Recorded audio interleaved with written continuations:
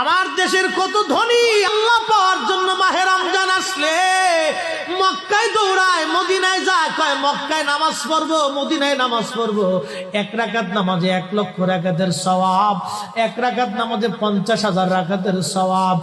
উমরা করে মক্কায় কাটায় সময় মদিনায় কাটায়, মক্কায় কোরআন খতম দিতে চায়, মদিনায় কোরআন খতম দিতে চায়। সওয়াব মাহে রমজানে অগণিত সওয়াবের আশায় ব্যক্তিগুলি আল্লাহর ঘরে হাজিরা দেয়, কিন্তু বাড়ির পাশে গ্রামের কত গরিব মানুষ টাকার অভাবে বাবা ভালো ইফতার করতে পারে না, টাকার অভাবে কত মা ভালো সেহরি করে রোজা রাখতে পারে না। এই ধনীরা এই গরিব মানুষের ঘরে খাবার না দিয়ে আল্লাহরে পাওয়ার জন্য মক্কা মদিনায় দৌড়ায়। আল্লাহ ডাক দেখো, বান্দা একবার মরে দেখ, কায়দা মতো জুতা দিয়ে পিটামো, আমার বান্দারা না খায় ইফতার করবে, আর তুই আল্লাহ পাওয়ার জন্য মক্কায় আইছো, এমন আল্লাহ আমি ধরা দেব না।